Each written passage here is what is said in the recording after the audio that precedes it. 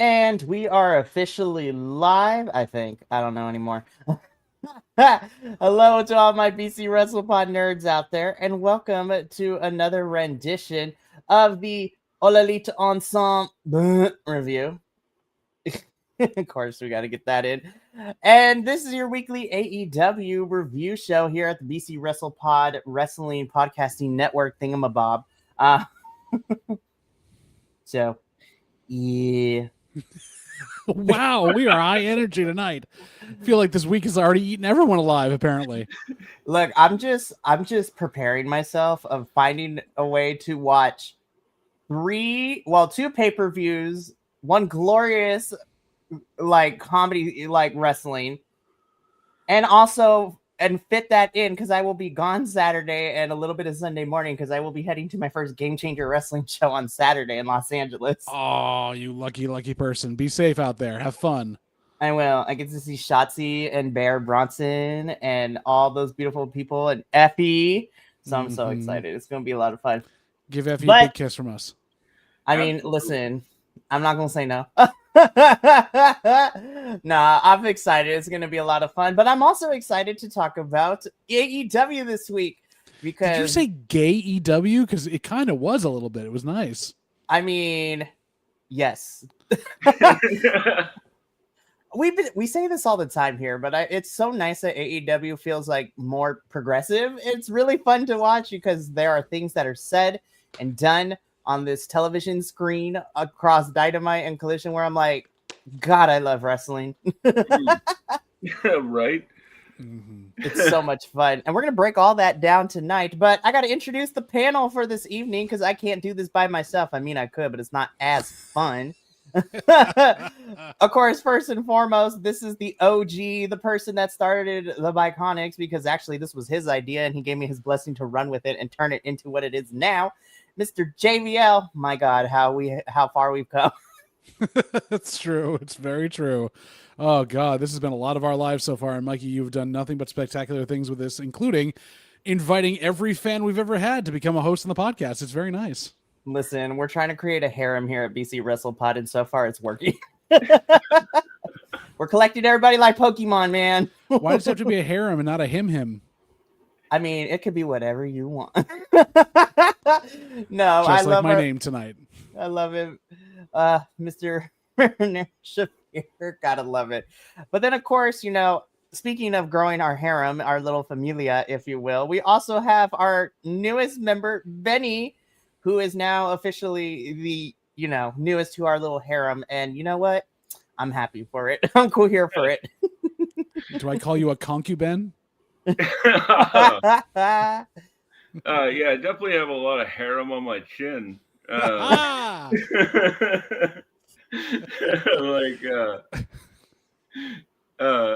the usual greetings and salutations, internet friends, and as Motorhead says, let's rock and roll. Yeah, that definitely sounds like Lemmy. Yep. Yeah, 100%. So before we break down Dynamite and Collision and kind of, go into all that, as well as our predictions for All Out Toronto, a little bit of the announcements, if you will. As always here, before we do any of these reviews, if you like what you see here on your computer screen, your phone screen, your television, whatever, product you are using to watch us, hi, welcome. We're happy that you found us, however you found us on the internet. And we want you to stay here interacting with all you folks. So, of course, you can subscribe to our YouTube channel, follow us on Twitch or Kick, whatever your preferred platform is for viewing videos or streaming content. But we also understand that that is a lot of time, and sometimes we just don't have enough of it. But if you still want to interact with us, I highly recommend following us on the social medias at BC WrestlePod, where we pretty much are on almost every social media site: Instagram, Threads, TikTok, Blue Sky. We have a Patreon, and new to our repertoire of things as well is BC WrestlePod has a coffee as well, where you can click that link and donate us to, help us keep the lights on, so to speak.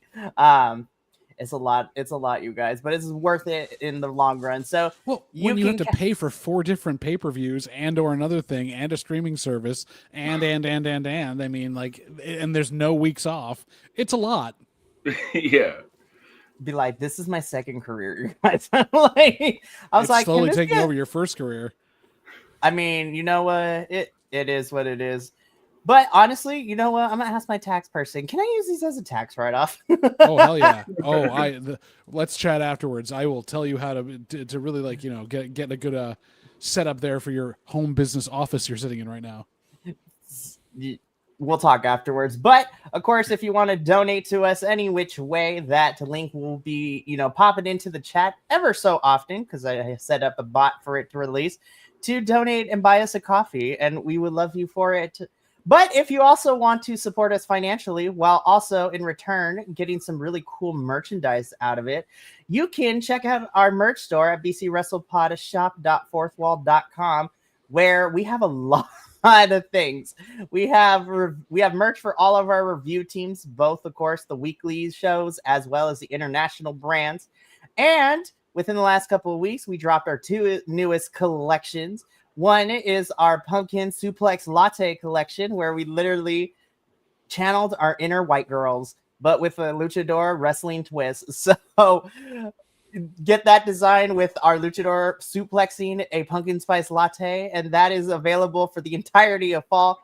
It will go away at November 30th, but of course, with that one, we always believe in charity around here. So every shirt dropping for the remainder of 2025 will have some sort of charity tied to it.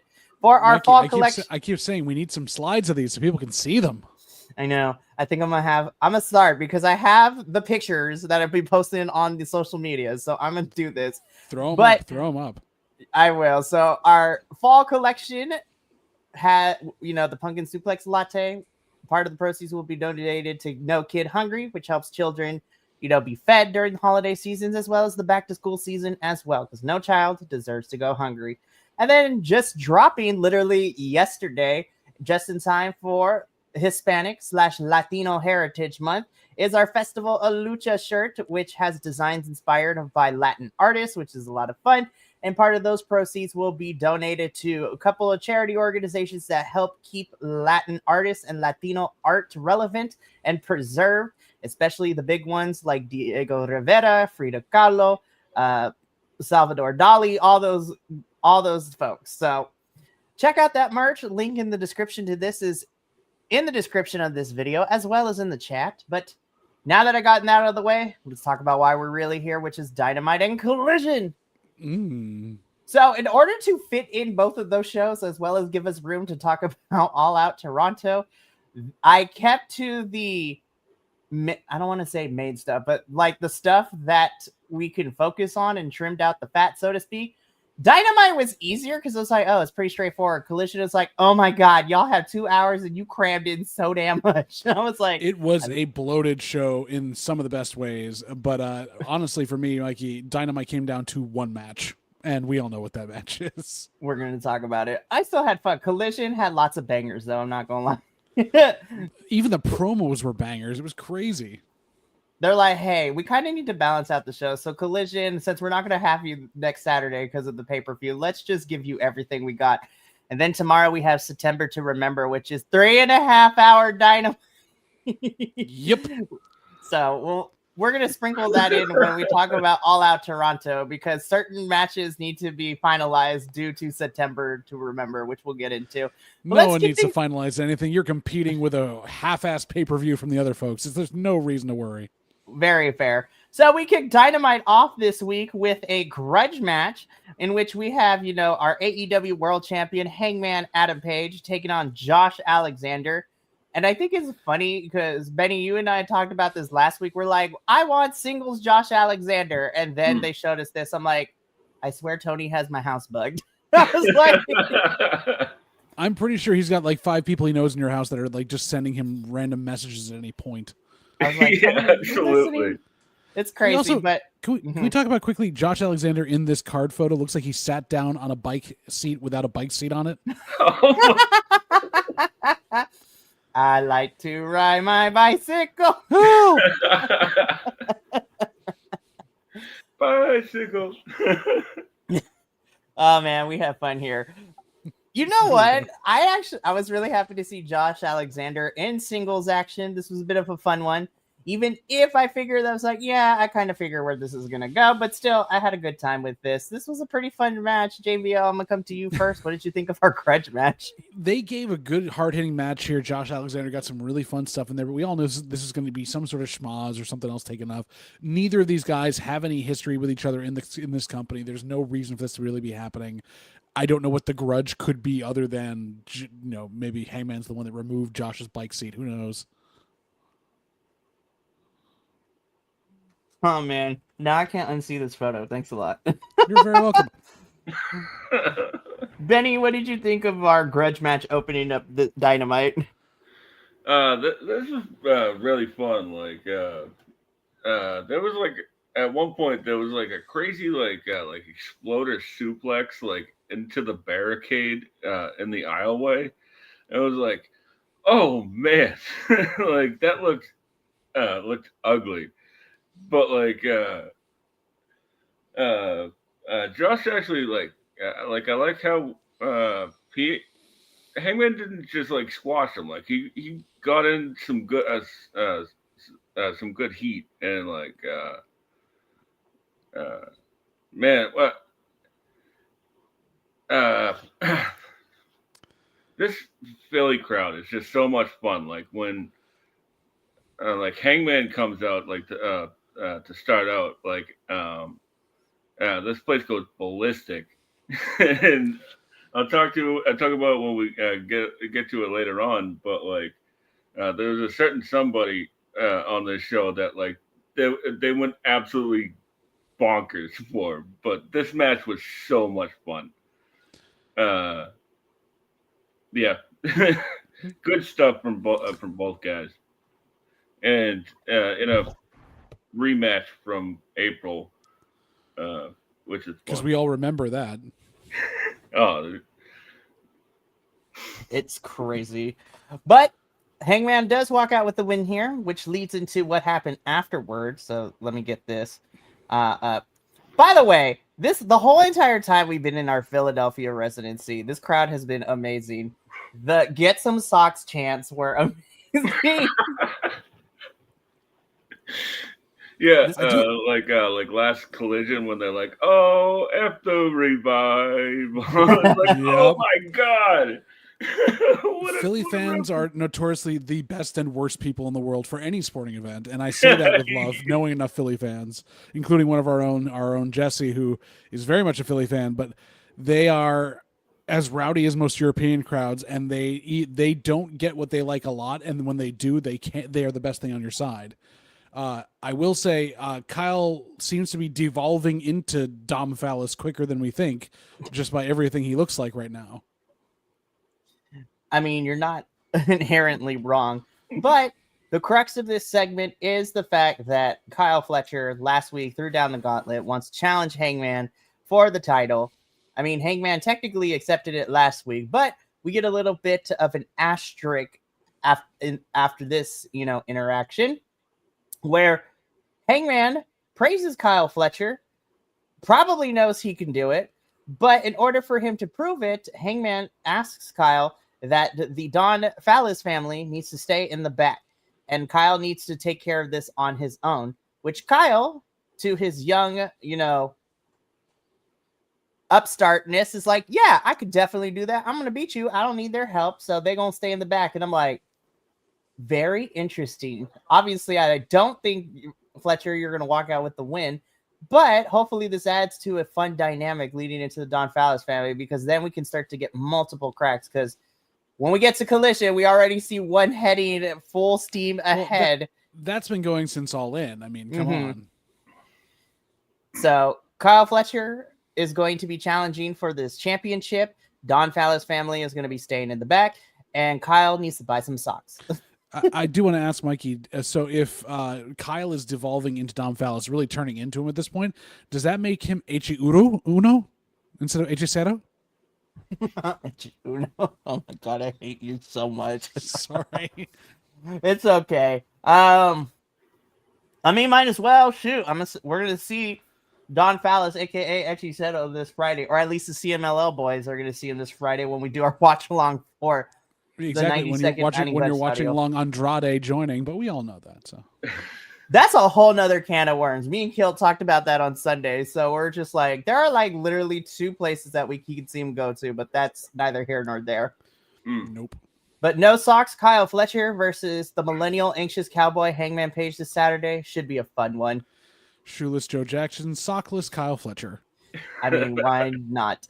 By the way, whoever is the graphics team for these like match posters that be making for these things I really want them to sell so I can frame the one that they made for the Fatal 4-Way for the women's one, because the colors and the theming is so beautiful.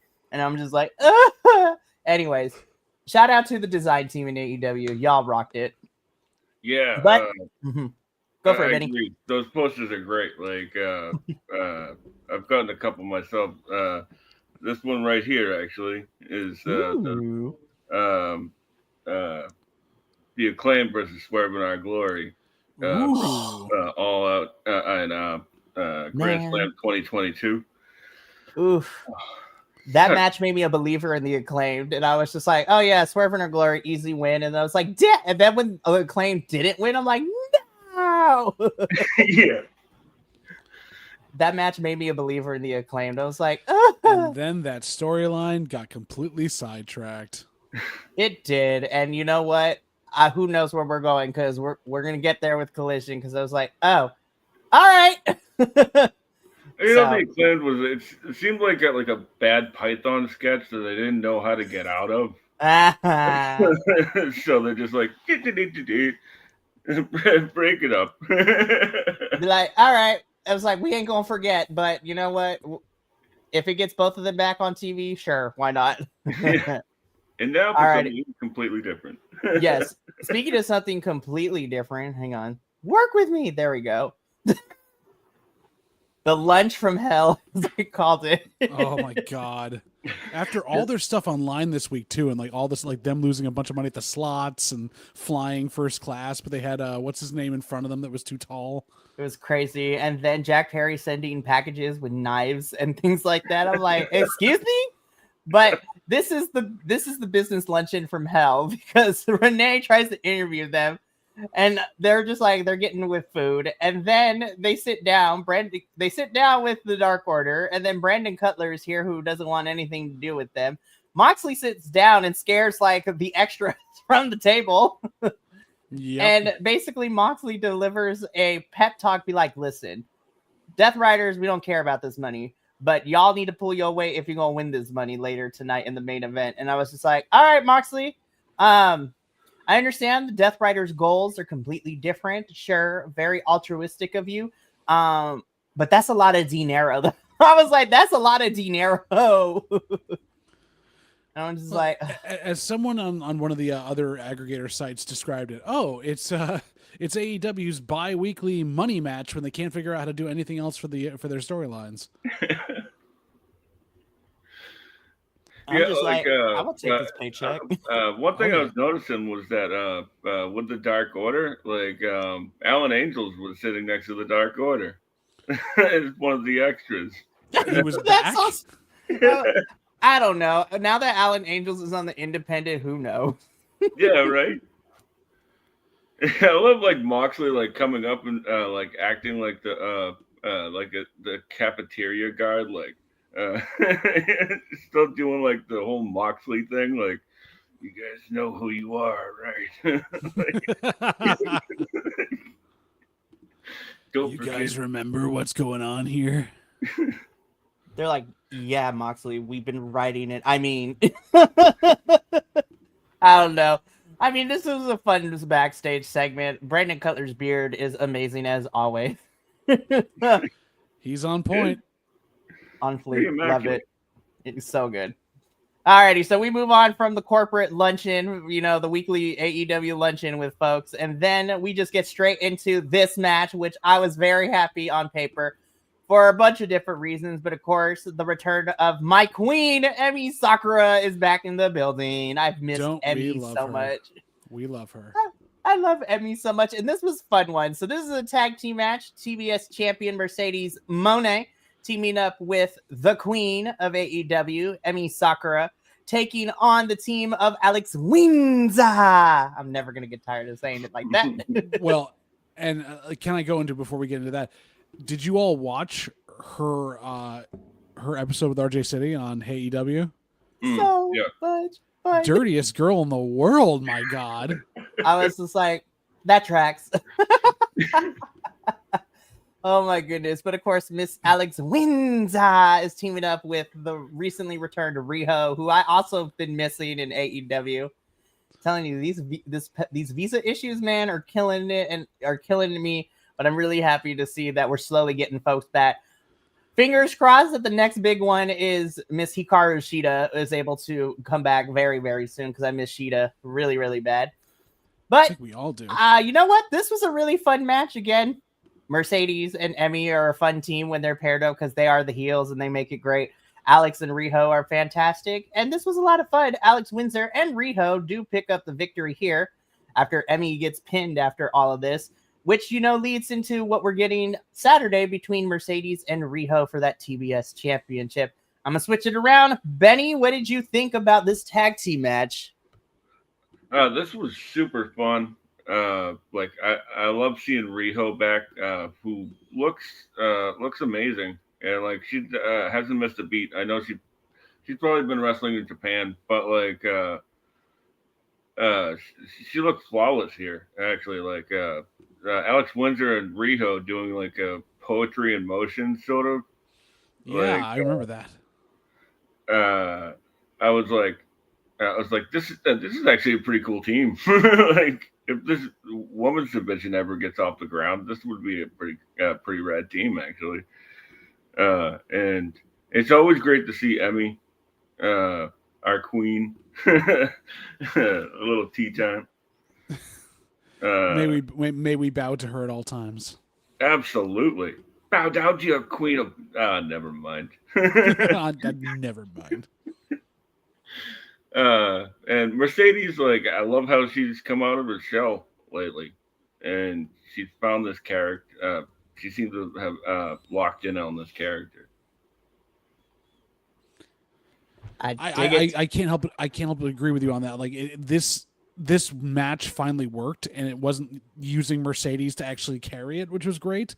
And just to see Riho and Emi, actually, it was basically just a Riho and Emi match for the entirety of it, until we got a few things in and out. And that's not the worst, but I feel like we could have had a decent match without just having Alex and Mercedes at ringside would have been fun. I don't think they needed to be tag partners, but it worked really well. I agree with both of you. I think ultimately it was an Emi and Riho match with Alex and Mercedes kind of floating around, because that's the story we've been telling over the last couple of weeks between these two. And now Riho's challenging Mercedes this Saturday for the TBS championship. Give me more Emi on my television screen, Tony.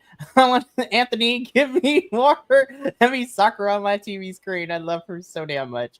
But again, this was a fun one. This is continuing our mid-card championship. Yeah, I guess it's safe to call the TBS our mid-card. So, very fun match. Cannot wait to see the one-on-one with Mercedes and Riho on Saturday. He's short, he's bald, and he gets no hose. Oh my God. This was wild. The cameraman got pushed down. We got almost fights breaking out between FTR and the audience, which was crazy close. I was like, oh my God. These were shoot too. There were a couple of shoot ones where they were coming close, where I know that Dax was looking to throw hands with somebody. I was like, Burt Reynolds, I need you to simmer down. I'm angry. Burt and Ernie, I didn't know you were here. Oh my gosh. Very true. Now I kind of want somebody to recreate this segment but with Muppets. Oh my God, yes. With kid voices. Yes, Muppet versions of Dax, Cash, and Stokely. Or like stop motion Legos. Listen, there are so many creative people out there. If any of you who are out there watching this, please do it. It'd be amazing. But so far, it's been mostly keeping FTR and Christian and Cope separate. So again, this was a promo that turned into a bit of a shoot because I thought fists were going to be thrown between FTR and the audience. The first couple ones, I was like, okay, they're playing it up. But then the money shot of that one guy just staring daggers at Dax and Dax staring back at them, I was like, bro, that would have been on site. Like any other time, it would be on site. Man, this FTR run, especially this past few weeks in the ECW arena or 2300 arena, man, those fans are getting on top of them, and they are eating every second of it up. Well, they're finally getting like actual crowd reaction they can react to versus, a lot of the other bigger places, like they can kind of hear it or they can see certain things, but the people in the front row are not doing much. But here in Philadelphia, they are within an arm's reach and they are spitting on you and doing stuff because Philly fans. So, in general, we're in a good place for that. And Big Stoke here is really, well, he's always got it, he's always had it. Yeah. But he's really transitioned into this. I don't want to say his name aloud because I feel like I'll summon him. But the man with the tennis racket. Ah, yes. Jerry Clamnet. Yes. He used to manage the Rhythm and Blues Express, right? Yes. Mikey's like, you idiots.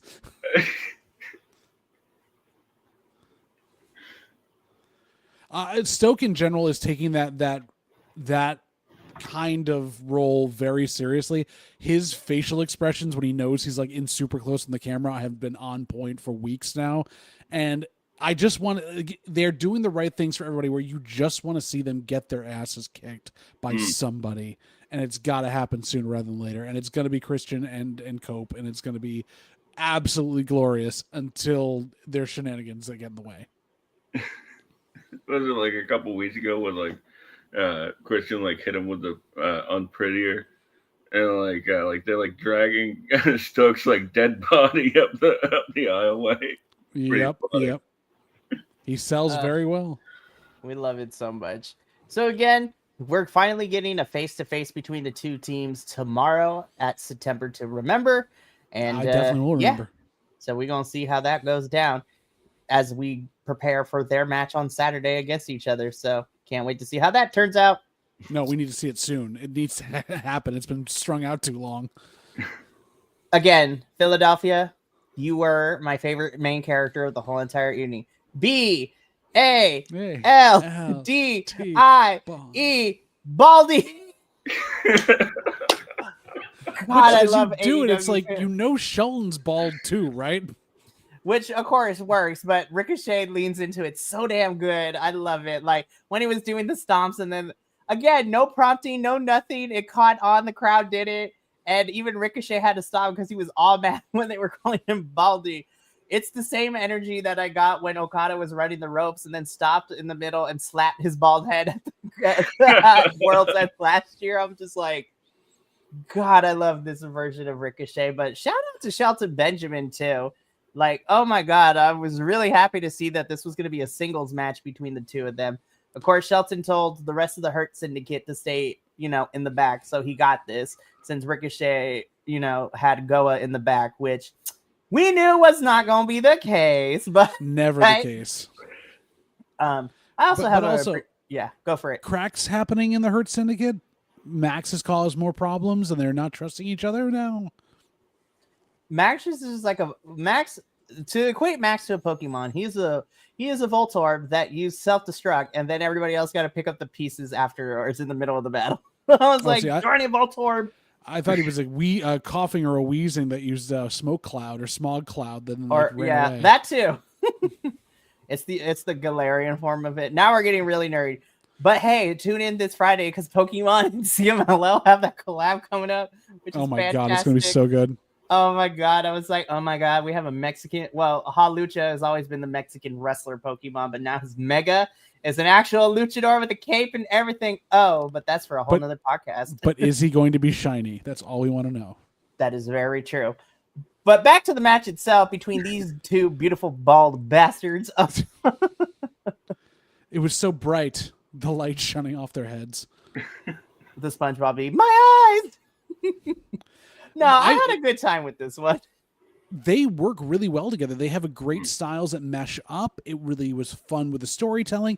I thought it was hysterical that like using the scissors as a weapon against a guy with no hair is just funny to me for some reason. It's just I don't know, but I want to see like a best best of 7 match series with these guys where it gets like progressively less people at ringside till finally it's bald on bald action. And 2 out of 3 balls. 2 out of 3 balls. And Dom Fallis is the shaft. I could have added a D in there. My bad. Balls Mahoney. Exactly.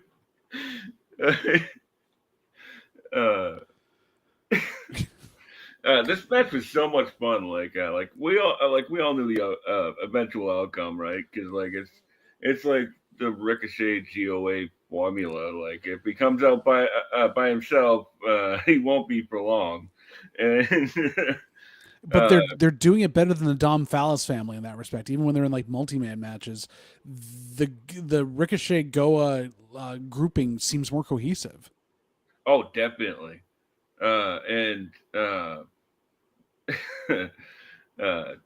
Totally like pouncing all the big men around has been so much fun as well. But like Shelton, man, I'm happy to see him have this run. You know, like after like was it like he gets hired back in like 2020. They put him on the shelf until like 2021, and then like they do the Hurt business, and then like he's gone, like they just gone again. They just released. It's like, what are you doing? Like this is like one of the best wrestlers in the world, and he showed it here. You know, he's been so neutered for so long. It's just great to see him do anything at all in the best possible way. But I think there was one trick that AEW missed. They need to have Ricochet take on Big Bill so he can come out and go BALD bald. That would be amazing. I'm here for it. I'm here for it. So, of course, Ricochet wins with the assistance of Goa, which also has the rest of Hurt Syndicate. And, you know, we're building to this trios match happening this Saturday. But again, this was fun. And shout out to Shelton Benjamin. Man has been in this business for almost 20 plus years, and watching a clip of him when he wrestled at the I don't want to mispronounce it, but the All Black promotion recently, where he cut that promo. It's like never in his 20 years has he ever seen this, and he's proud of it. I was like, man, you got a little bit more, you got more respect points from me, my dude. Shelton Benjamin is so good. Ashe, thank you, Betty. Ashe. But I mean, talk about an ambassador not only for the sport but everything else. Like Shelton Benjamin has done everything and been everything to anyone, and just the fact that he's still working at this high of a level it proves what faith we had in him when he was younger and he was just running around with a bunch of like painted hair.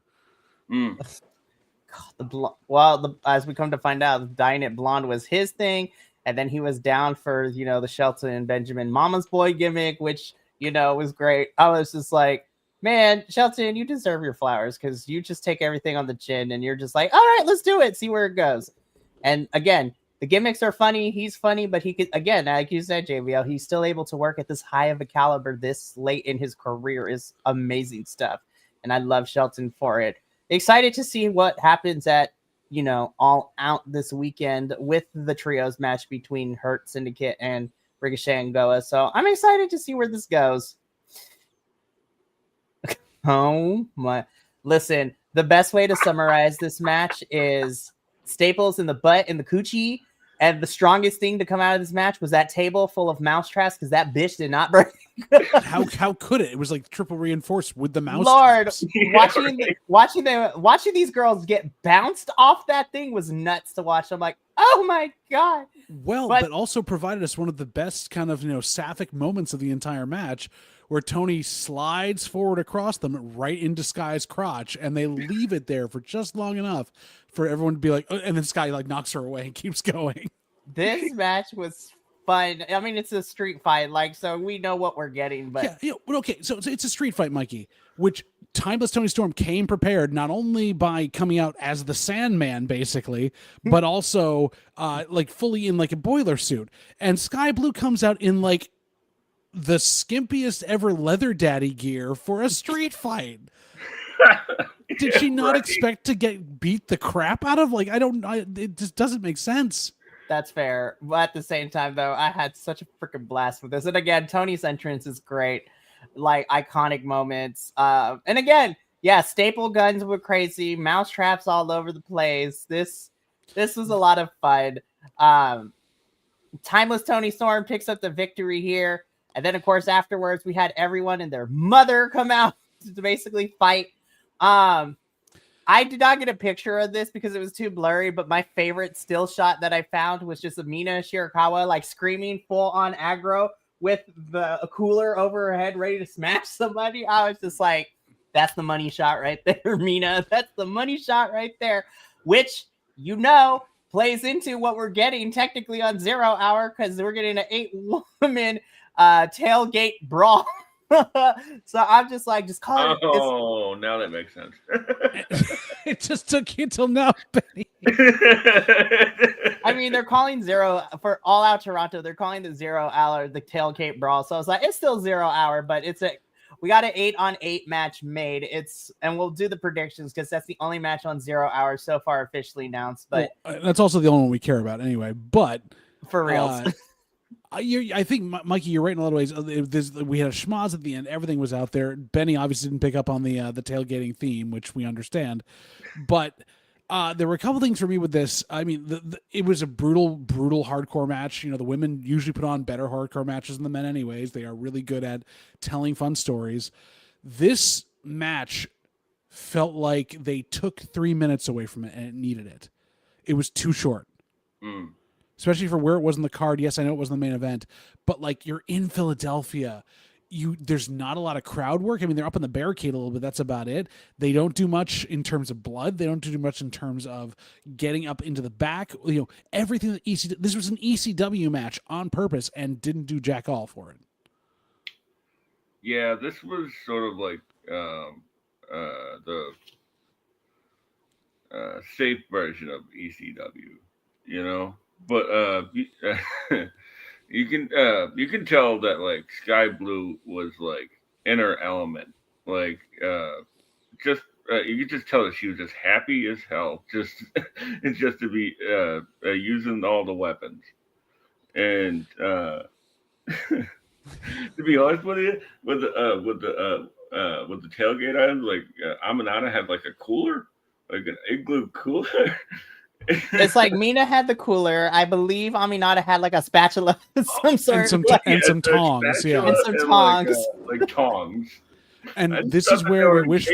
This is where we wish Red Velvet was still feeling good, because she could come out and be the baker and just like bring out like a mixing bowl and a big wooden spoon, like whole Latina grandma just smacking kids with the wooden spoon.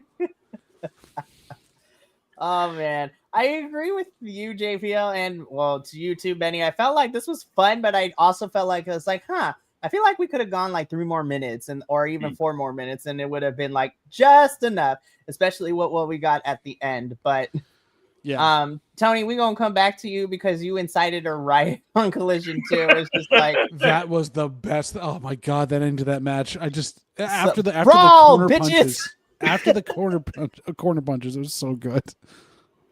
Oh my goodness! So this was a fun match, and AEW needs their own Evolution pay-per-view because the women have better stuff going on. Seriously, I was just like, have an all-women show. Literally, it'd be so much fun. Please, Tony, even if it's like a one-off, just or like a regular. Hell, do it in the middle of October. CMLL is about to do it. We get a whole month of nothing but Amazonas wrestling for all the women on the card, which is fantastic. So, which also leads into the Amazona Grand Prix, which is happening at the end of October. I'm so excited. Anyways, but let's get into what closed out Dynamite, which was our main event, where Tony Khan be writing these checks every single week. And I'm like, yo, Tony, can I get some?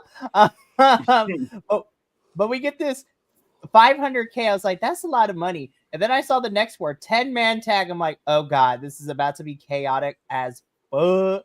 And it was. Well, so especially with a reveal at the end, so that we all saw coming 3 weeks ago. Anyway.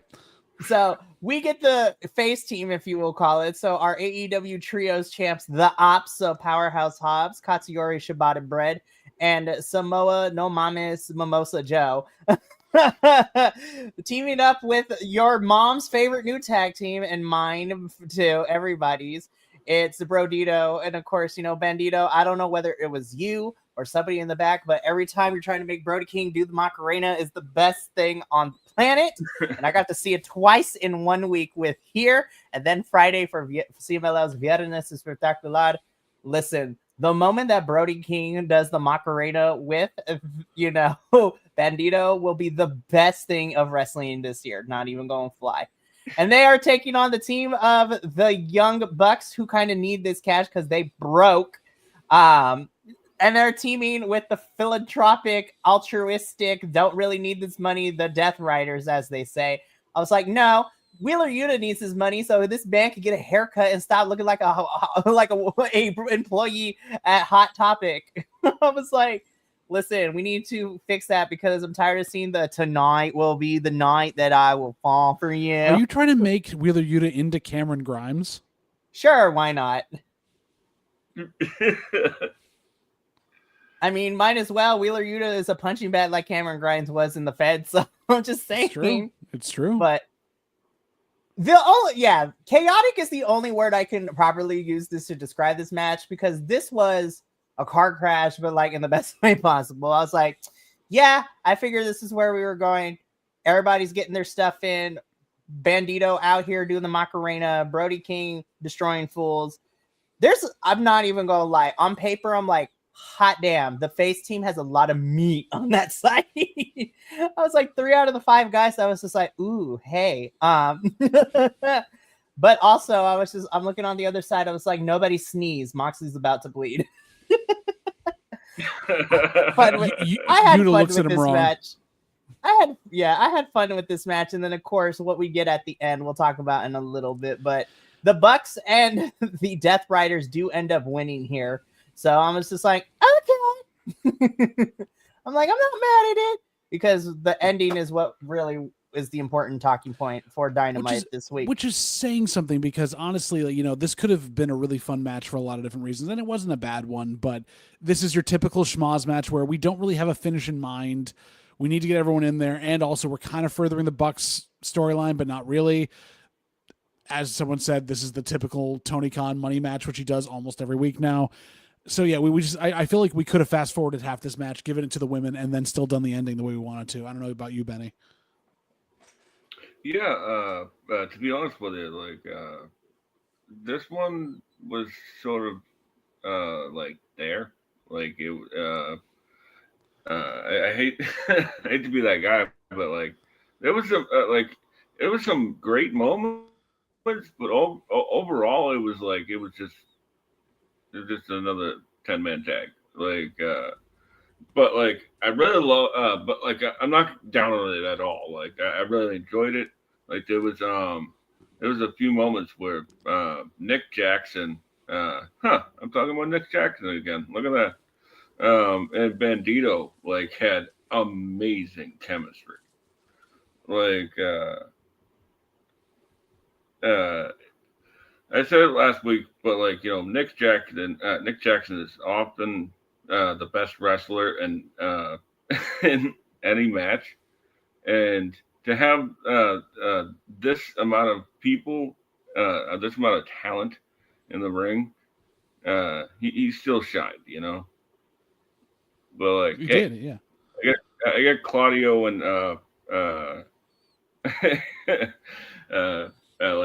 everybody on the opposite team, So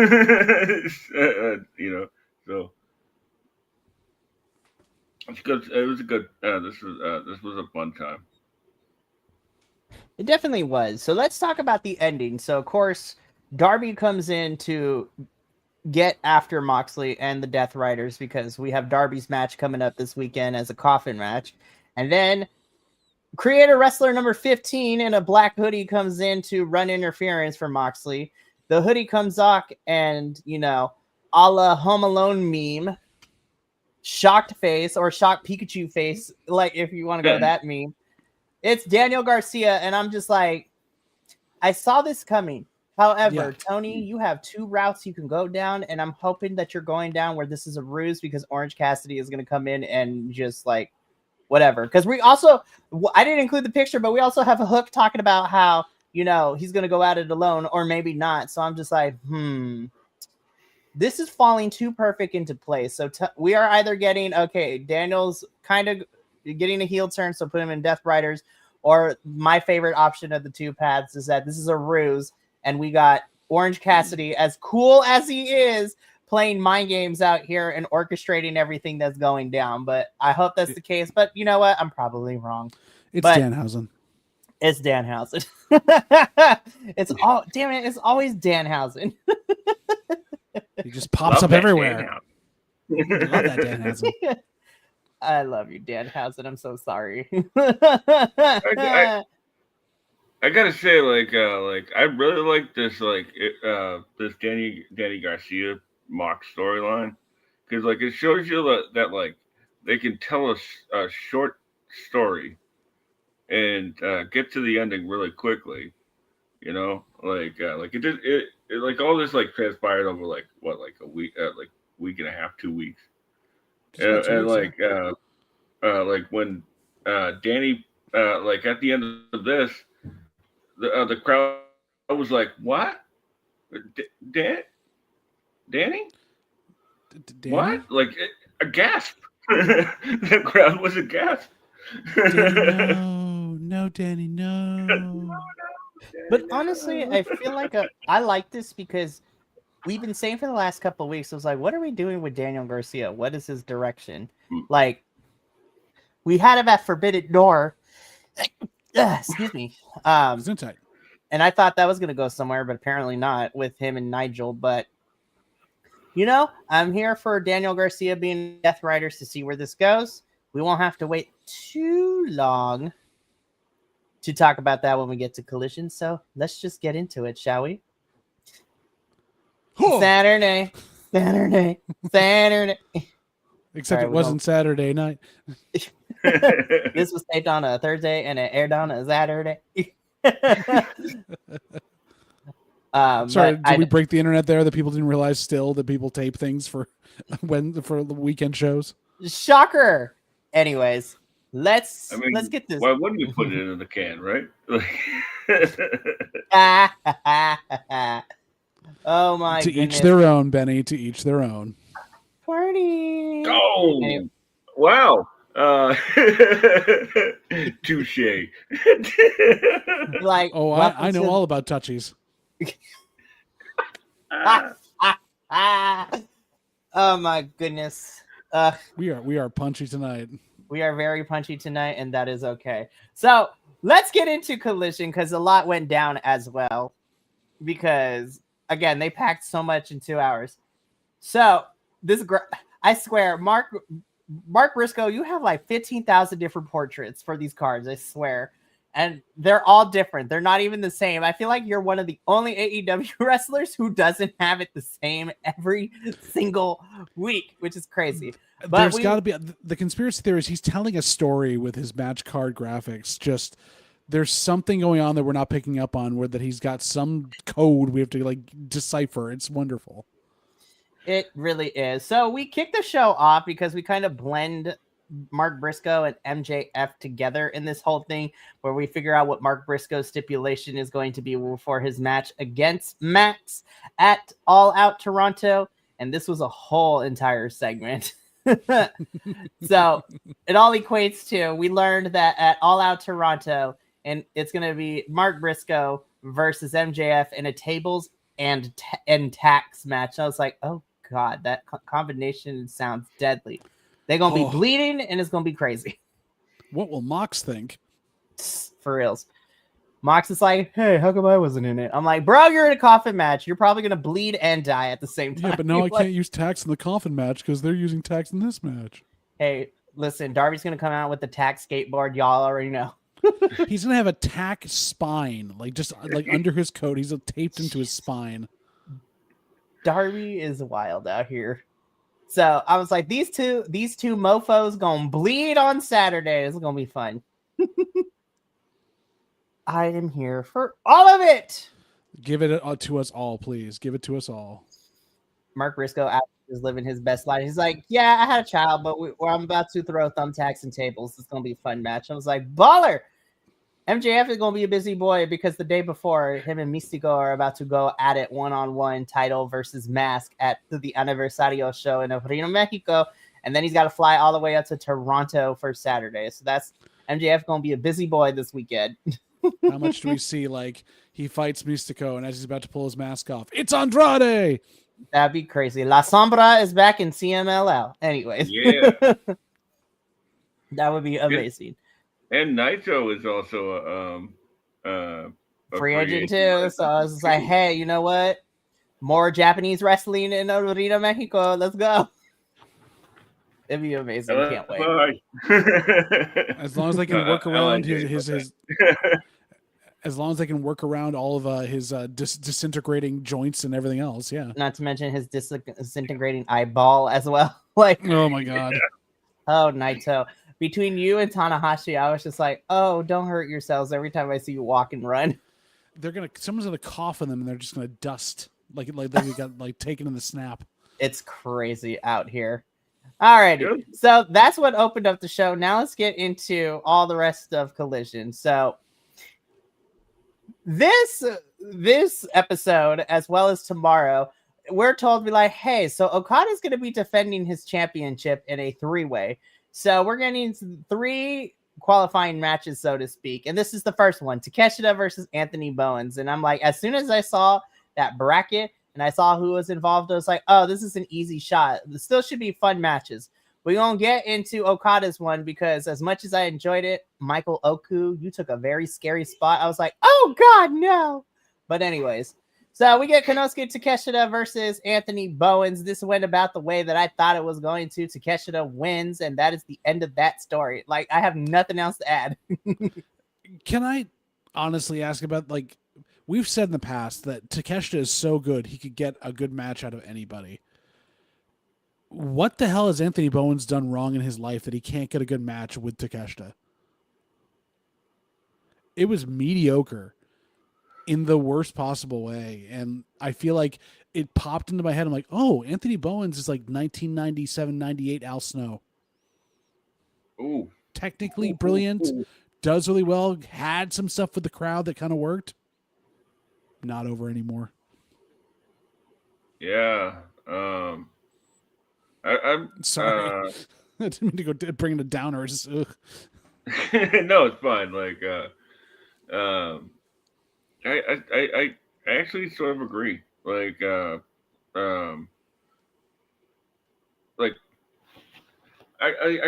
kept waiting for this this match to hit a second gear, right? And it just never did.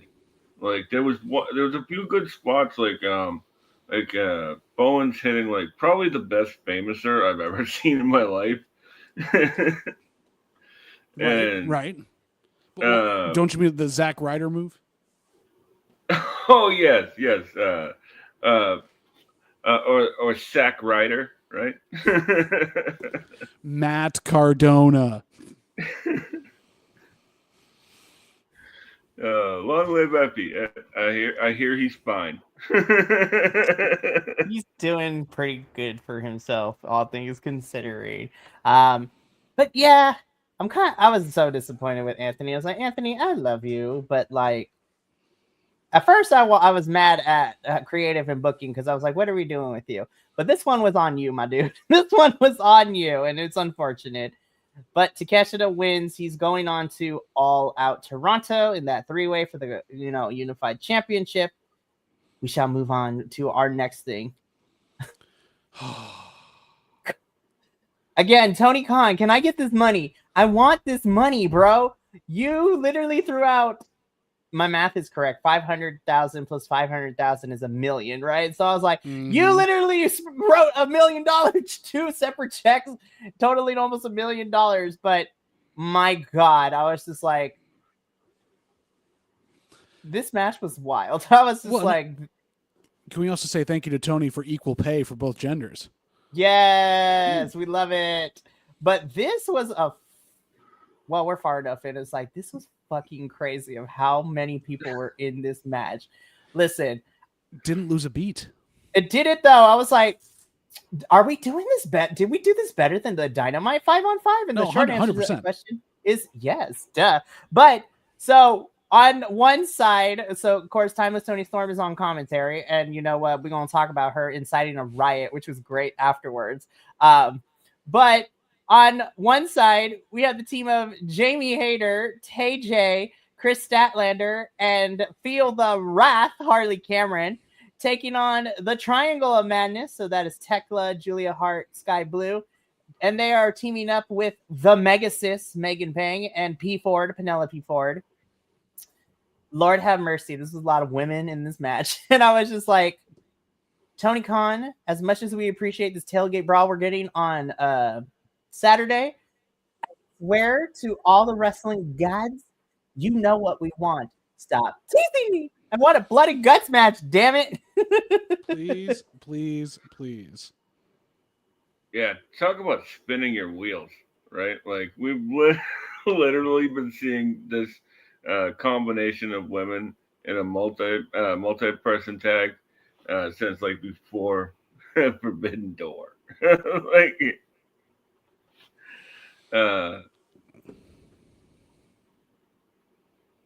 I don't know what else to add. Like, Mike, you said it all about this. The chemistry between all of them, the four corner punches with Sky Blue getting her butt kicked in the middle. Like, it just was, there were so many good spots. It ran the best amount of time. It was so much just better than the men. Like, please give me something like this, or use these women more often. We can get rid of some of these men's matches every week and have better wrestling and storyline. Please do it. Exactly. But at the same time, though, Tony, we need to find some finality to this long feud, because now it's going to start dragging on. So give me my blood and guts match, darn it. But hopefully that will happen very, very soon. But again, after this match, too, though, it was fantastic because, you know, Tony Storm, you know, everybody fighting, be like, brawl, bitches. And everyone starts fighting. I was just like, the Symphony of Madness. I love it so much. Tony on commentary called like Harley Cameron like Jim Henson with tits. Yep. As we've said for years now, Tony Storm on commentary is one of the highlights of any broadcast. Absolutely. Like, even Nigel was like, I'm just gonna lay out. Nigel was just like, hey, I know my lane and I'm gonna stick with it. He doesn't want to get in the crossfire like Mr. Siobhan. Oh, Mr. Siobhan. We love you, Mr. Siobhan. So the heels pick up the win. I was like, Tekla has been earning lots of cash since she's gotten here, because this is like the second or third money match she has won. Oh, yeah. I was like, Homegirl is paying her punk band that she has too, which is very fantastic. Listen, I don't know if the music world was ever ready for this, but I need Tekla's band and Brody King's band to make a collab. That would be amazing. Go on tour. Seriously. Julia Hart is the backup singer. And counter-program Fozzy, and you'd be perfect. For real. They're the new band at the Jericho Cruise instead of Jericho's. Yeah. Oh, my goodness. All right, we got to keep this going because we still got predictions. We get another Max Caster Open Challenge. Big Bill squashes Max Caster, and Big Bill is still continuing to call out and challenge Eddie Kingston. And I was just like, I don't know, Bill, if you're ready for the Mad King of New York to be coming down. And I'm like, at first I was like, we're announcing this match. But at the same time, I was just like, I have missed you, Eddie, so damn much. Oh. Angry Grandpa is back. I love you. The crowd loved it. They ate it up, as we knew they would, and they had to announce this because obviously they want to make sure people watch All Out. So I'm so excited. I don't care. I'm just happy to have Kingston back on my screen. I have missed you so much. Moving on. My bad. I was just gonna say that something's got to be said about like how Max Caster, like his face turn a couple weeks ago. Like he didn't even do this the shtick this week, and then he allowed the crowd to do it. Brilliant stuff. Brilliant stuff all around. You barely changed anything about yourself, and yet you switched from being a bad guy to a good guy. So fantastic. Well, let's talk about this continued character change for everybody, shall we? Because, oh my gosh. So, Lexi is backstage with Anthony interviewing him. You know, we saw Anthony earlier lose to Takeshita. And so they're trying to figure it out. Max Caster, well, Jerry Lynn comes in to give some wise words to Anthony Bowens. Max Caster walks through, like, shoulder checks Anthony in the process. These two begin to brawl. Out comes the swirl of Blake Christian and, you know, Mr. Shouty Lee Johnson over here, you know, cutting a promo, you know, against the Acclaimed. A fight breaks out. Jerry Lynn loses his shirt. Everybody's brawling. The Acclaimed are back together? Question mark. TBD, honestly. I was like, okay, this was a segment. Well, how do you fix Anthony Bowens? He's not working as a singles competitor. To stick him back with Max Caster and have Jerry Lynn look like Goldberg's son at WrestleMania, whatever it was. Not Goldberg's son. No. Yeah, No. I love Jerry Lynn, and but his placement here was a little odd to me because like the death metal guy is with the Acclaim now. That does because we don't have Billy Gunn anywhere. Which, by the way, I was just like, where is Daddy Ass in this whole equation? Where is he? Like, I don't know what's going on. We're getting a feud between him and Jerry Lynn, obviously. You know what? That's probably where it's going. I was just like, all right, I'm here for it. If we can survive the Texas Chainsaw Massacre match between Jeff Hardy and Jeff Jarrett, like, I think we can survive anything. The professor, one of the professor's favorite AEW matches of all time. I think it's the only one he remembers. That's very true. So we are still TBD on the Acclaim being back together. So we shall see in the next couple of weeks how this pans out. But we got to keep it going. We get our obligatory, hey, don't forget, CMLL has a show this upcoming Friday. First of all, this distinguished gentleman on the far left, John, I love you so damn much. Like, I was like, what the hell is this? Definitely not Serpentico with his top hat that's longer than Lexi's skirt. John Cruz out here cosplaying a Galarian form Pokemon with that, how tall that freaking hat is. Oh my god. John Cruz Lincoln over here. Yeah, I know. He's Seriously. Lincoln. 7 seconds ago. Like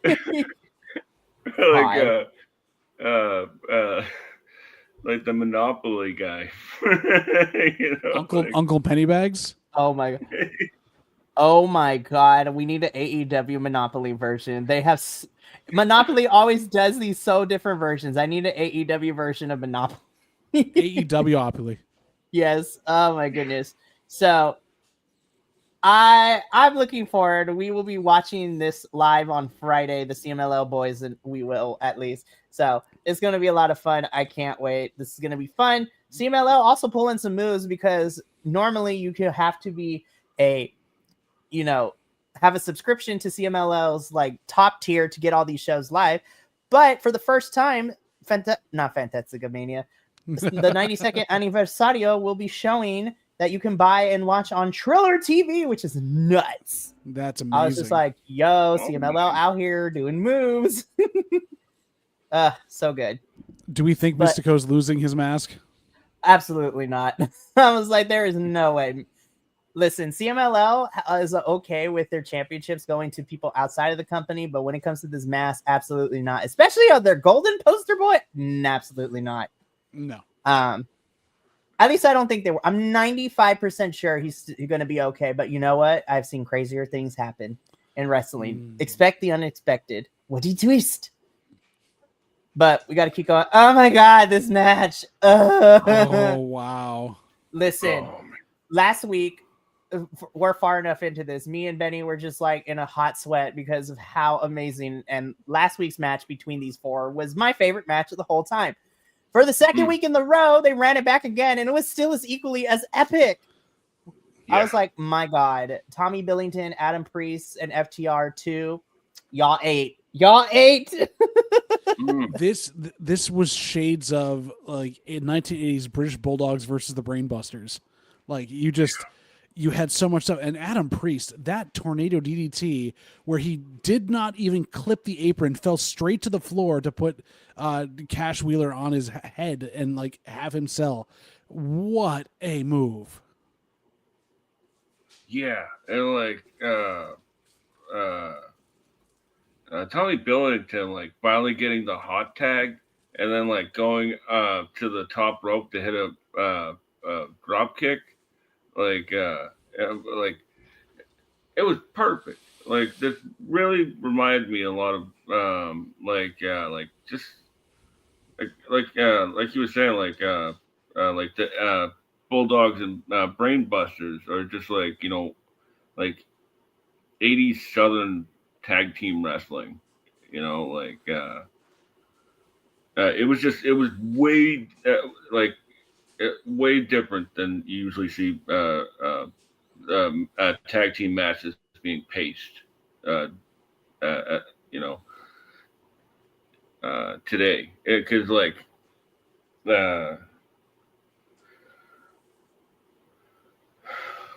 FTR was like taking over like half like the first half, and then like they finally got the hot tag, and then FTR just like took advantage of them and was like playing with their food, and they're just oh man, fantastic.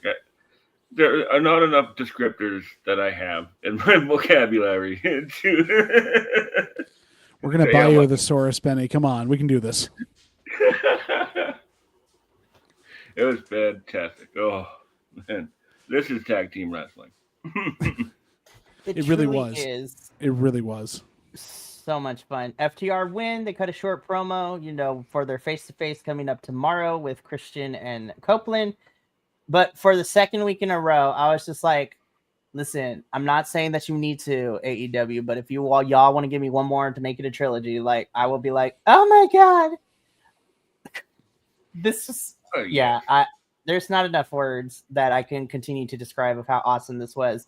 And the fact that they ran this back again, back to back, we didn't take a break and then run it back again like 2 weeks later. It was straight back to back. And I was just like, I don't know if Adam Priest is officially signed to AEW. I know Tommy Billington has kind of been in and out for the last couple months, but AEW, I'm just saying, y'all need to lock this shit in right now. Lock it in.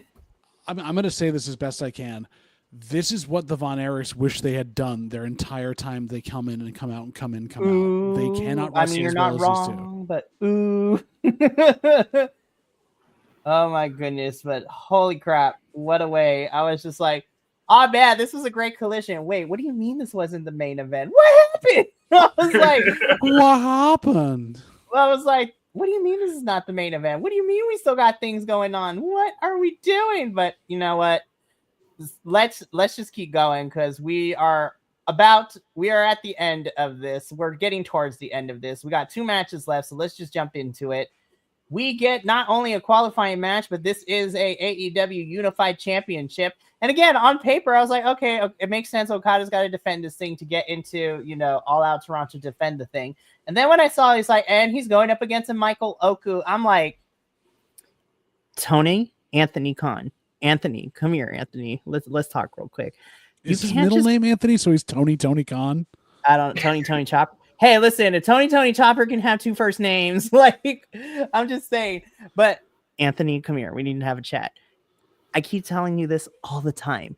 You can't, for me personally, you can't just casually drop, oh yeah, you're gonna have Michael Oku on the show. Because as soon as I saw this on paper, and Benny got my reaction last week when we talked about it, I'm like, excuse me?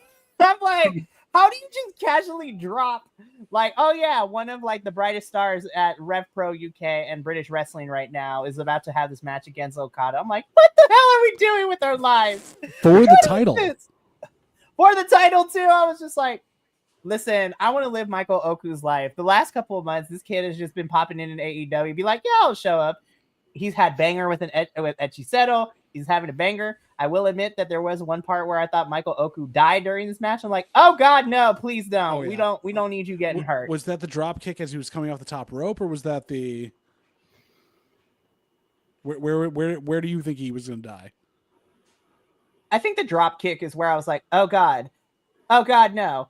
And again, I don't try to bring up the Fed as much either, but watching somebody in the similar position have their head bounce off the basketball on the floor like that. Mm-hmm. Listen, say what you will about her, but I was like, Tiffany Stratton, that head was bouncing. I was like, oh God, no. Yeah. So Oku sold like a madman for this and took everything from Okada that he could. It was crazy. And to see Okada look slow, which he has not looked that slow because Oku is so fast. Yeah. Speaking of Oku almost dying, it almost seems like he's trying to kill himself to get a contract, because there was one time it was Death Before Dishonor where he did the Salisbury flop or whatever it is, and he just landed on his Fosbury face. flop. Yeah, there it is. I never get that one right because it's such a tongue twister. I feel like you're combining Salisbury steak and Fosbury flop. I think I did, yes. I don't know if that's delicious or not, but you know.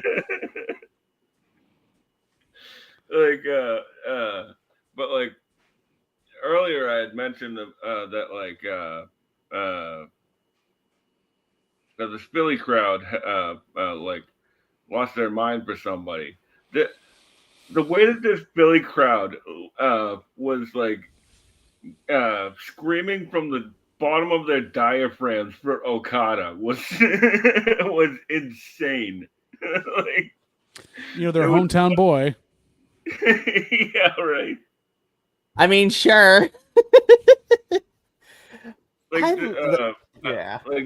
At the beginning, this is this woman just shrieking at the top of her lungs because she's seeing Okada in front of her.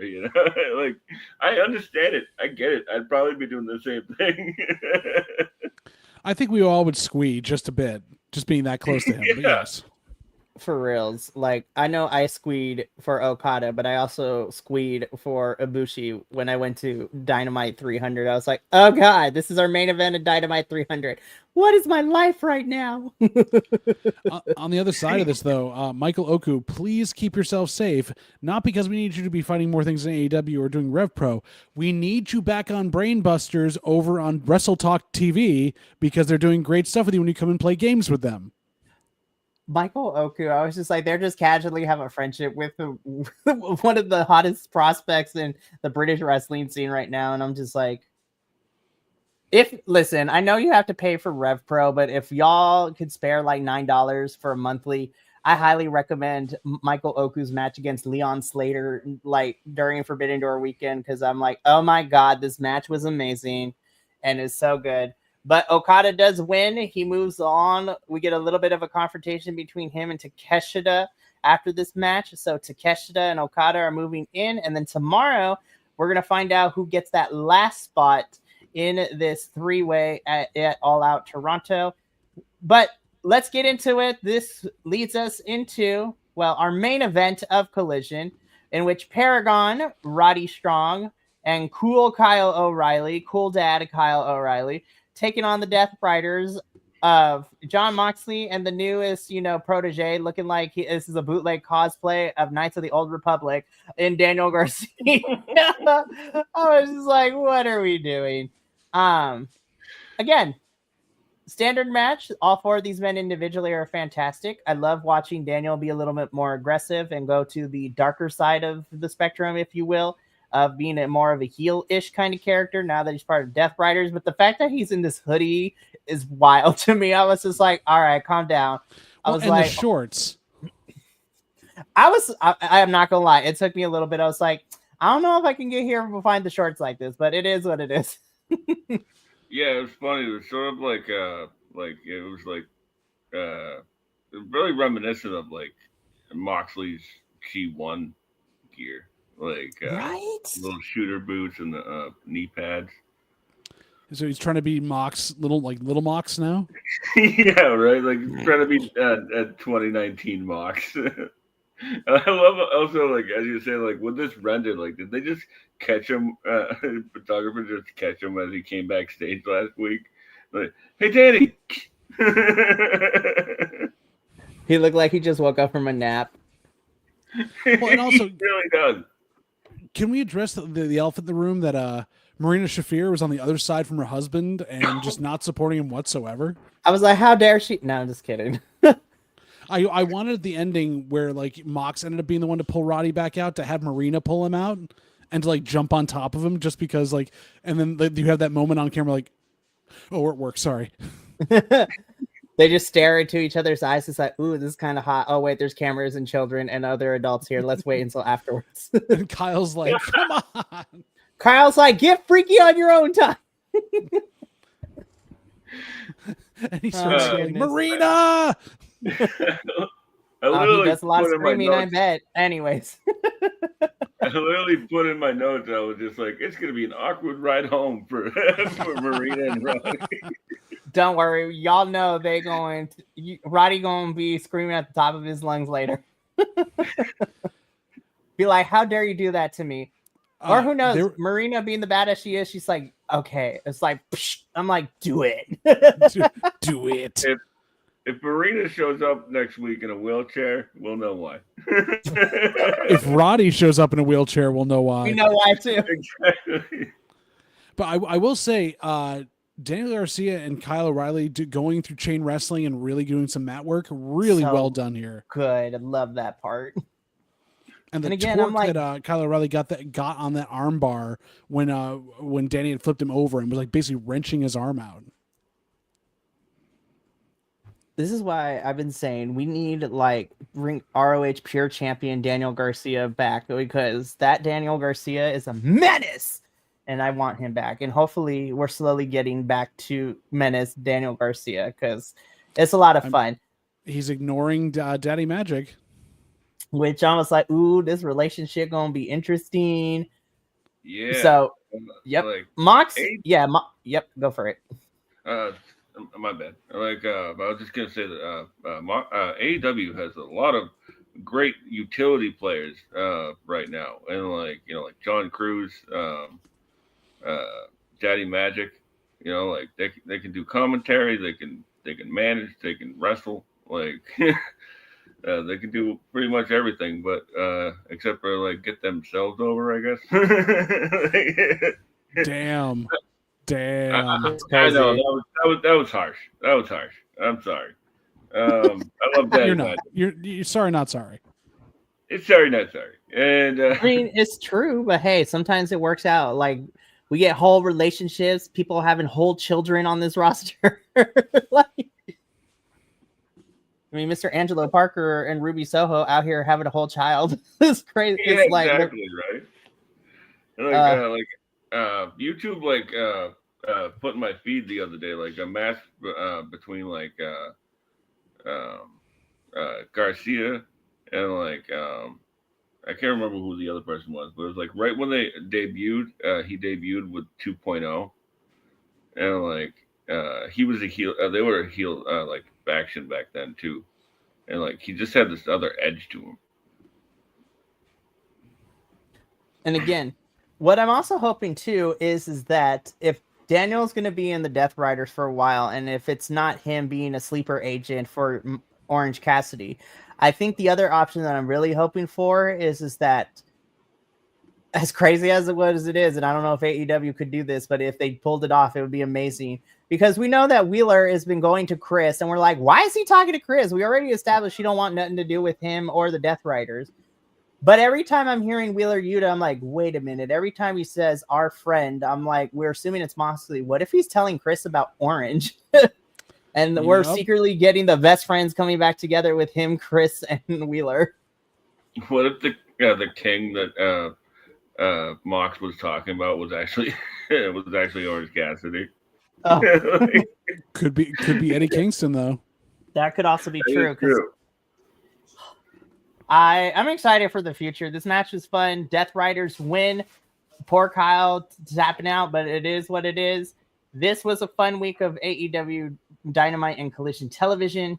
But let's get into, because we're up against it, let's get into the final bit, which is making our predictions for All Out Toronto. And I'm just like, including the 1 0 hour match, we have a total of like 11 matches on. We have 11 matches in total. 10 on the. Yeah, this is going to be a long one. I was like, all right, I'm going to be slamming this into my veins on Sunday when I get home because I was like, Lord, this is going to be a long one. So let's just jump into it. So we only got one match for 0 hour. This is really the only one we really care about. I don't really care what we're getting. Well, I mean, it'll probably be fun, but we are getting this 8-woman tornado tailgate brawl match, which means I was just like, all right, we're going to see coolers. I need to see beer getting thrown. Like everything. So on one side, we have the team of Willow Nightingale, Mina Shirakawa, Harley Cameron, and Queen Aminata taking on the team of Julia Hart, Sky Blue, Megan Bain, and Penelope Ford. No Tekla. No Tekla because she's going to be busy on the main card.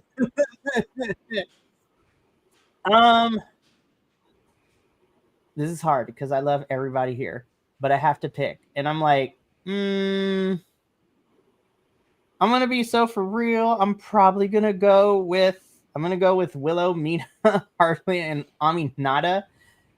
Because I feel like Tekla is going to beat Aminata tomorrow night. And since Tekla's not in here, I think the face team probably is going to win because the heels won last time. I don't know. This one's hard. I can really go either way, but you have Willow here. And I was like, Willow's win-loss record is very, very, she wins more than she loses. So it's true.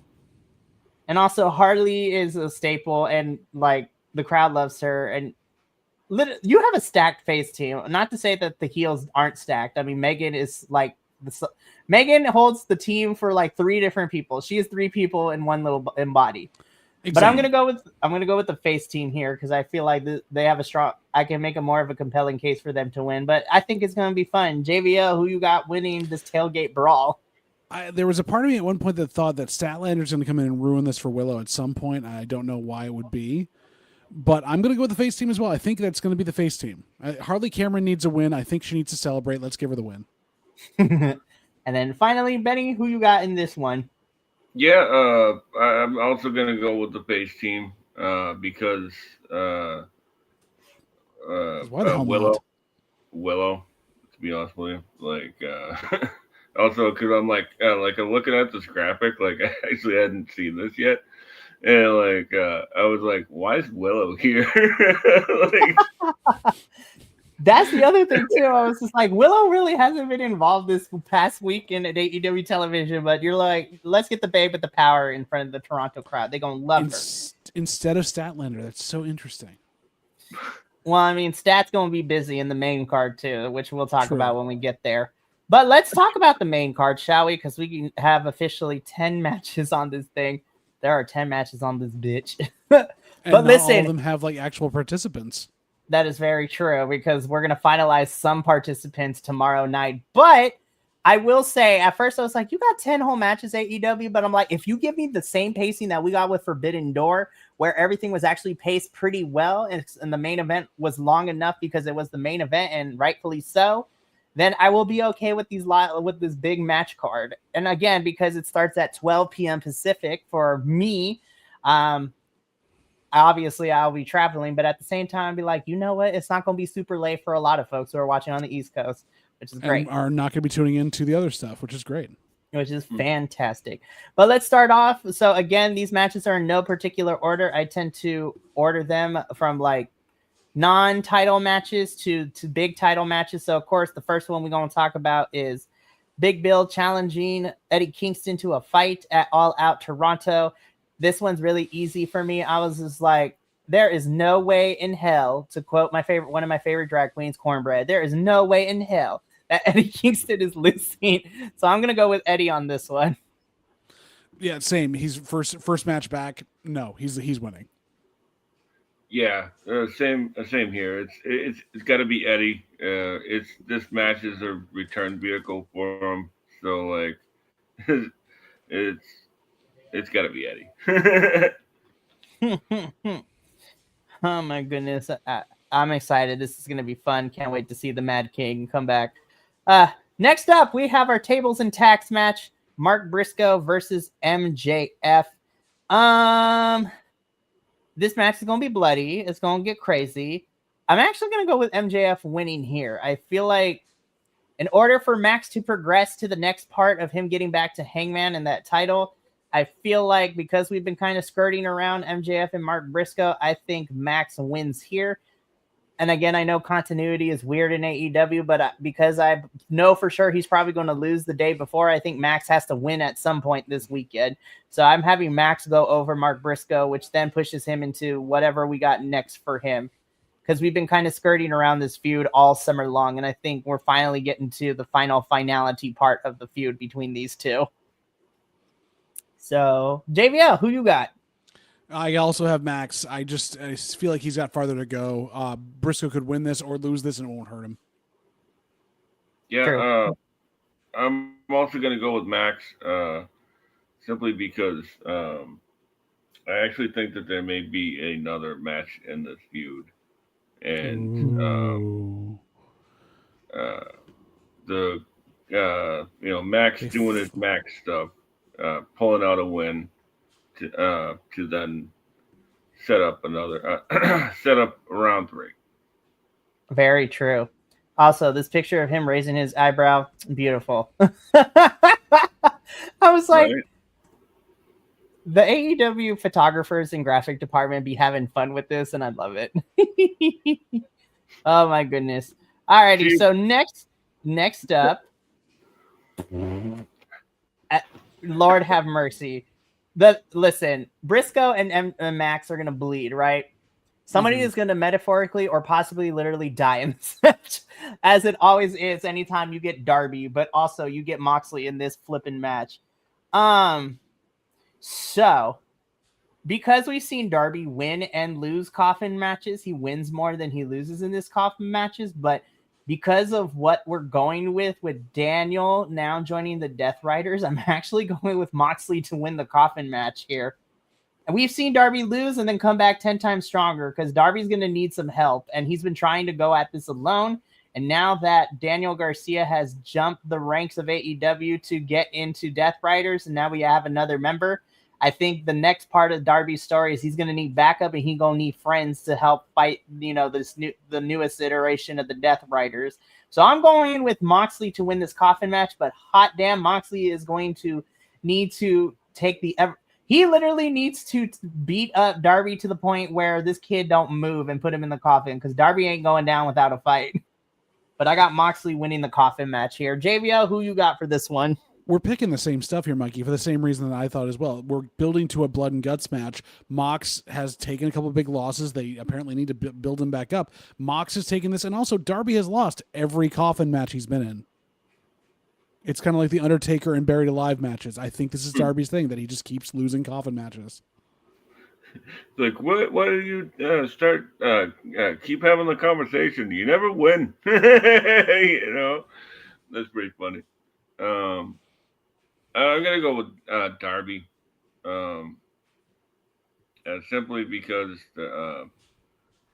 he's out for revenge against Mox after everything that he did, and I make a bold prediction here, and I think that Orange Cassidy will return to help out Darby here.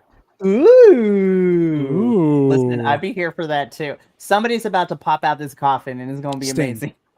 It's Sting.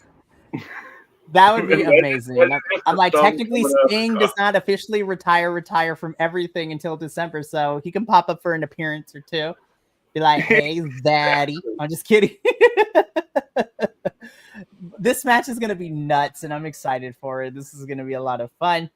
So let's move into our next match, which is, of course, our tag team match, Copeland and Christian Cage versus FTR.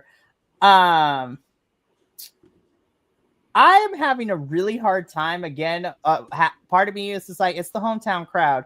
You literally have your Canadian boys in this match, so winning would get a huge pop over.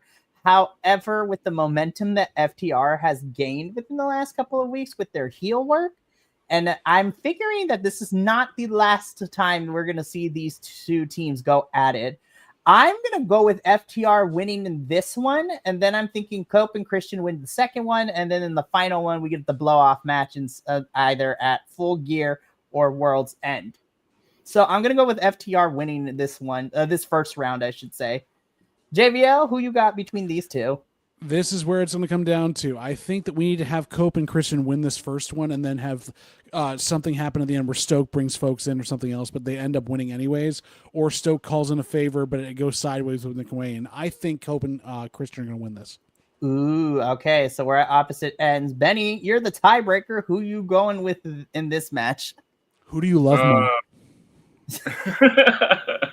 Me. I'm just kidding. Who am I going with in a divorce?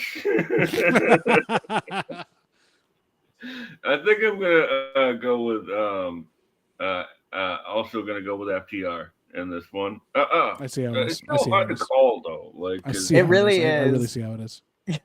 Oh, don't be like that. But honestly, even with FTR, I agree with you, Benny. This is still 50-50. Like it could go either way. Yeah, because like with the heat that they've been generating the last couple of weeks, like if they beat the hometown heroes, like this place is gonna riot, you know. Wild. This should be a fun match, though. I'm really excited, and I really hope all four of them bring out like all gas, no break, like just rip it to shreds, burn the place down. Like I want craziness. It's gonna be fun. Speaking of craziness, I want these guys to be able to go full throttle too. In our trios match, we are getting the Hurt Syndicate. So this includes Bobbles, Bobby Lashley, Shelton Benjamin, and getting back into the wrestling ring, Mr. MVP, which makes me super excited. Taking on Ricochet and the Gates of Agony. So this is another tough one because I love me the Hurt Syndicate, right? Bobbles and Shelton and MVP are fantastic. I also don't want to root against Ricochet because I think Ricochet is fine taking a loss, but I kind of want to see Gates of Agony finally pick up a big pay-per-view win. So against my better judgment, I'm going to go with Ricochet and Gates of Agony. Again, I don't think this is the end of the feud, and I kind of want these boys to win. So I'm going to go with Ricochet and Gates of Agony. And again, Gates of Agony and Ricochet have been getting the better of the Hurt Syndicate over the last couple of weeks, but I'm really wanting I'm going with my heart for this one. I really want, Toa Leona and Bishop Khan to pick up a big pay-per-view win. So I'm going to go with Ricochet and the Gates of Agony here. It's probably going to bite me in the butt. JBL, who you got? I'm going with the same with you. I think I'm going to go with my heart on this one. I think that Goa and Ricochet need the win on this, and will definitely get it over that. MVP is going to be the weak link in some respect, or something's going to happen with the Hurt Syndicate where there's going to be some cracks forming. So I see this as a more cohesive unit winning. And Benny, who you got? I'm also going to go with Ricochet and GOA, simply because if I usually don't play much into rumors or anything. But I think they may be finishing up the Hurt Syndicate, and they've always said that they want to put GOA over. Is what I've always heard. But so I wouldn't be surprised if this is how that run ends. So, man, I really hope Ricochet, obviously, but I really am hoping that Goa gets a victory here because that would be crazy. I love them so much. Alrighty. So JBL brought up to the point where we are trying to still finalize certain things, and this is obviously the biggest one. Hooray! So it was announced that it was announced. Guess who we all are thinking is winning? I mean, we all know who's really winning, but let me get through the rundown. So we are getting a AEW World Tag Team Championship 4-way ladder match. Brodito is defending their titles, and we're going to finalize the 3 teams that they are going up against. So tomorrow night, we are having 3 tag team matches, qualifiers, if you will. So in this match, it's going to be Brodito versus either the Don Callis family of Josh Alexander and Echi Seto, or Top Flight. So one of those 2 teams will move on to the ladder match. If Top Flight, keep them away from the ladders. Oh my God, yeah. I just go back to Supercard of Honor, watching a whole leg and ankle get twisted in a direction that it did not need to go, and like clutching my invisible pearls. So it is going to be Brodito versus the Don Callis family or Top Flight versus the Bang Bang Gang, which is Juice and, the one half of the Guns, or the Young Bucks. So that's going to be interesting, versus the on again, off again relationship of will they, won't they be on the same page? Kip Sabian and Killswitch or Jet Speed.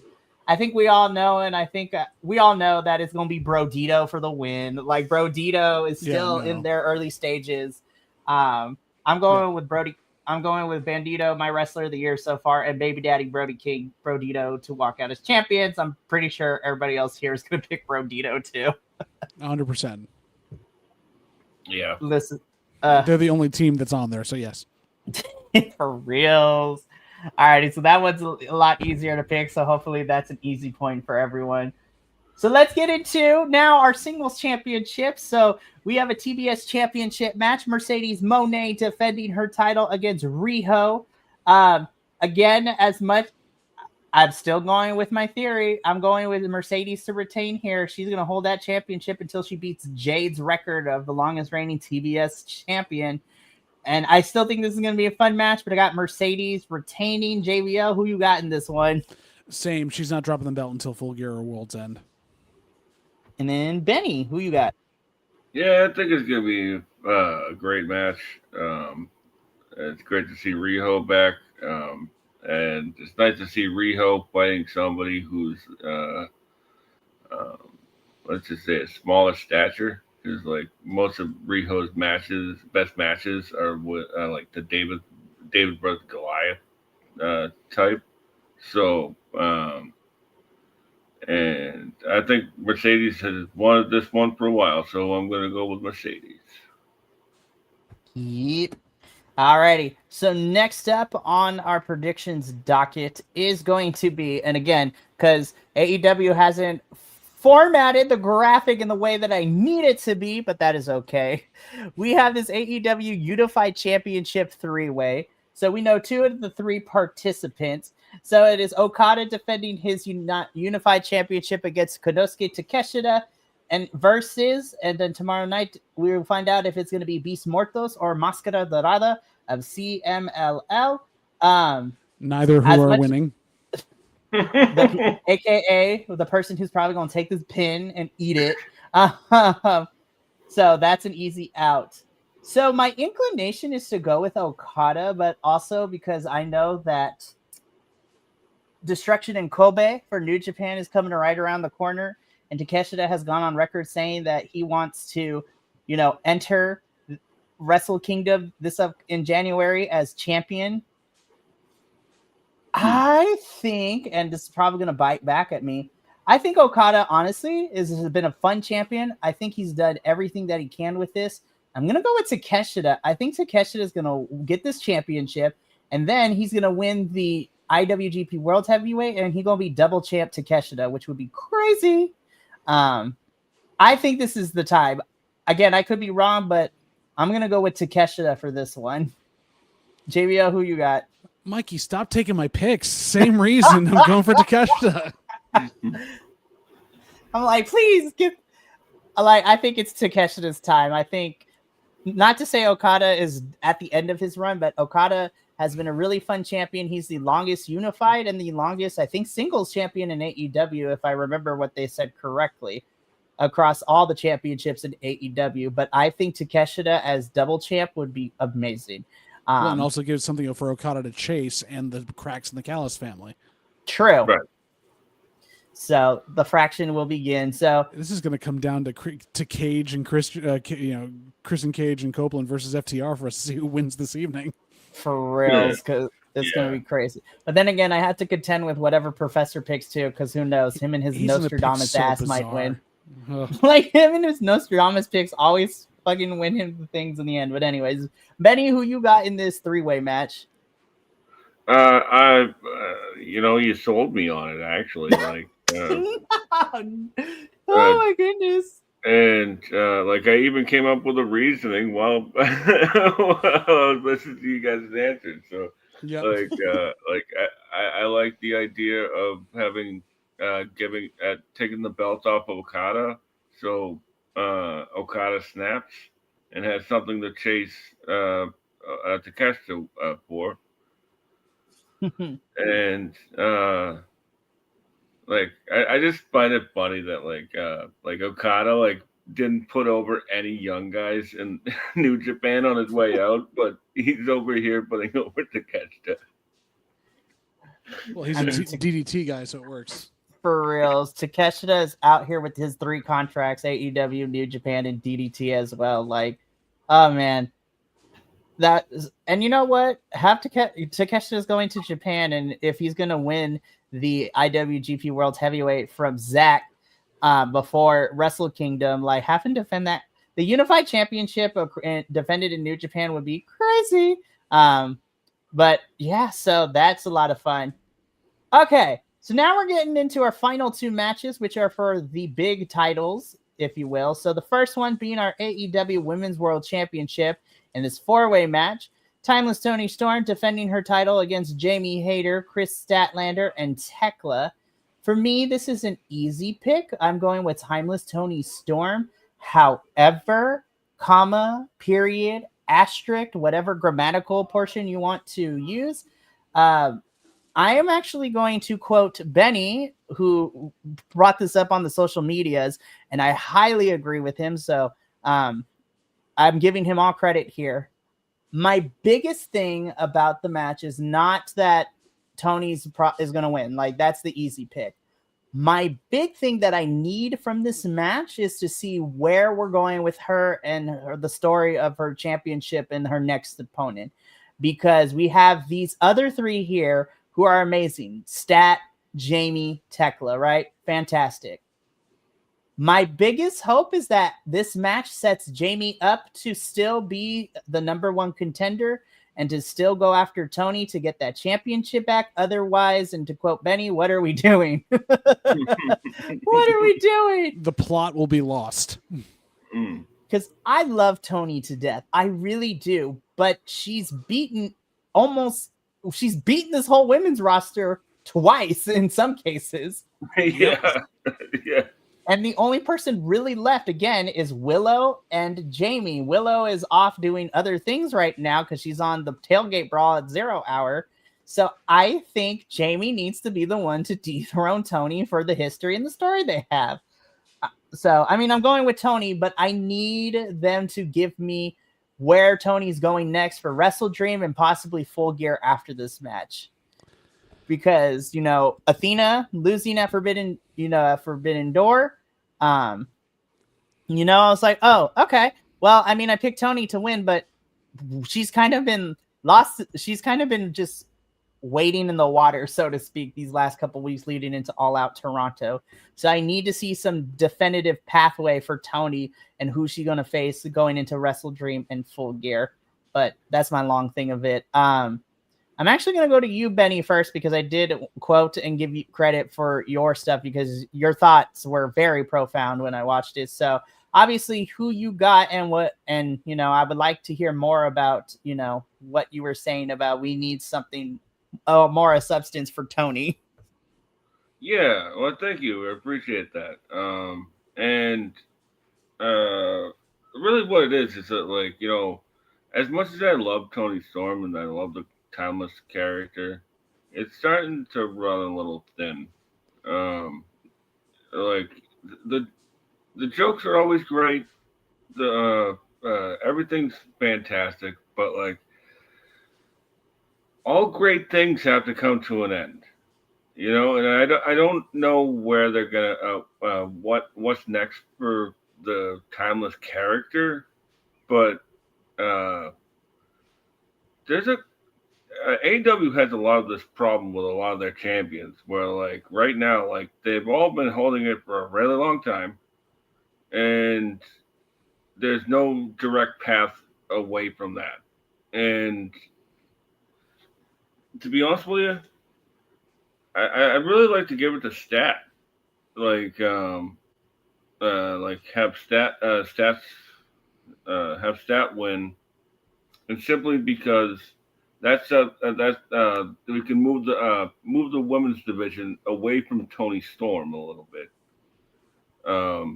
and move back towards Willow and Stat, because they've been floundering as well. And this women's division needs a spark. That's definitely another two people that kind of been floundering. We got to figure something out for Stat and Chris as well. Like, they deserve it. And honestly, I feel like even if those are your next three contenders individually, I'm gonna be so for real. I think Tekla's in this match to take this pin. I love Tekla, but I think she's gonna be either her or Stat is going to take this pin. I think that's what they're here for. My money is on Tekla, but she can afford the loss because Homegirl has like gained money in the last couple of months with the money matches that she's been a part of. She's gonna wipe those tears with the dollar bill. Like, oh, let me just wipe my tears with this $100 bill real quick. But yeah, all right. And then of course, JBL, I think I know who you got, but like, who do you think I got? Timeless Tony Storm.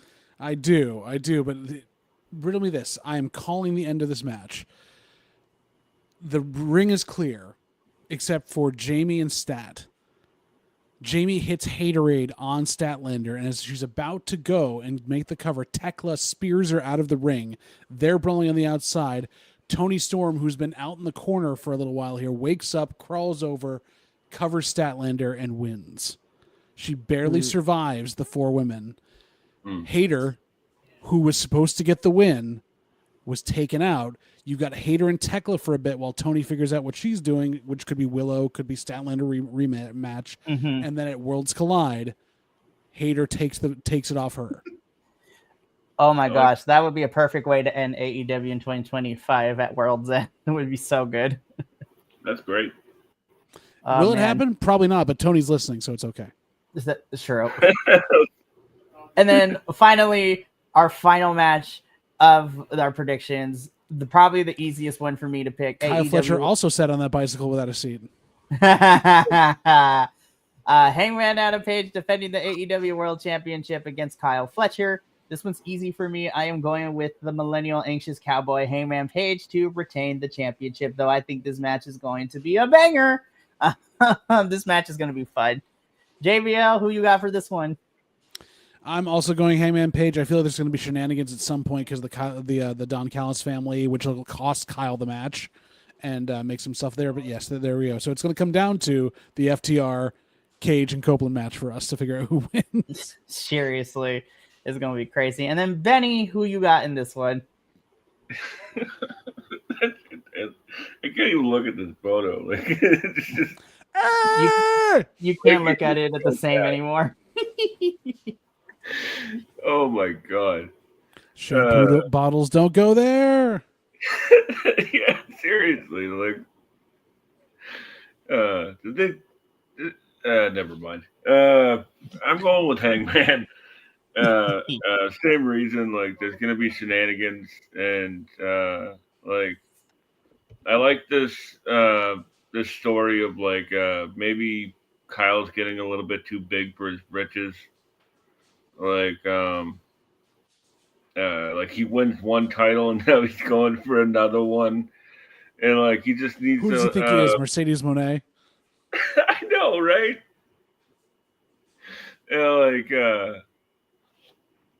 He just needs to be chopped down to size a little bit. Right. So, and I think Hangman is the funnest way to do it.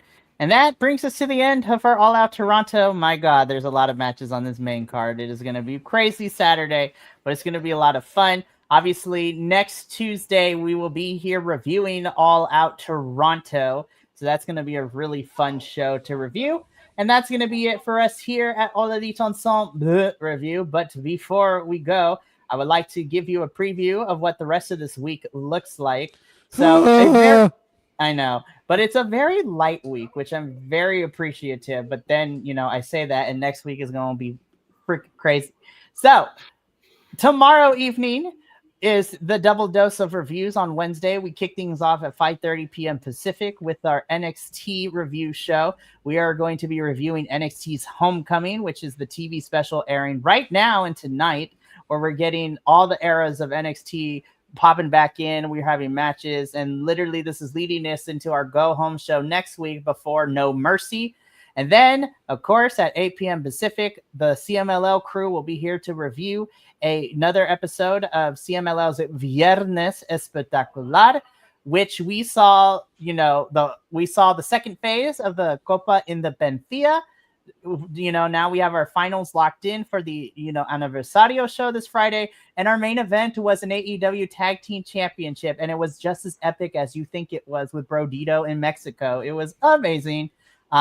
It was so much fun. So we are going to be reviewing that episode and previewing Aniversario. Speaking of Aniversario, on Friday, the TNA boys are taking a week off because we will be doing a live watch-along. The CMLL crew will be here for the 92nd Aniversario watch-along starting at 7:30 p.m. Pacific. There's a lot of matches. Me and Will be watching this, as well as our unofficial fourth co-host, Agent Lo-Fi, homie to the chat. And then we are getting the grand return of, El Buntador del Segundo, a.k.a. Adolfo, as, he's been off on a hiatus for this month, but he is making his grand return on Friday. And then we wrap up the week on Saturday before I leave for Los Angeles to GCW Homecoming Los Angeles, as I do a quick review for Defy Wrestling's Aeon, which includes some tournament matches, Marina Shafir defending her Defy Women's Championship. We are getting Clark Connors in an open challenge. Killer Cross is making his Defy debut, which is going to be nuts. So I can't wait for all of that. But yeah, it's going to be a fun, week of wrestling. So super excited. But that's going to be it for us here at All Elite Ensemble. We got to get up out here because we've been here for almost 2 hours and it's late for a lot of folks. So thank you so much for tuning in. And as always, from all of us here at BC WrestlePod to you, remember, take care of yourself, love one another, stay iconic, and more importantly than anything, you always deserve to finish your story. We will catch you for the remainder of this week of fun reviews and shenanigans. But until then, sayonara, adios, and until next time, peace.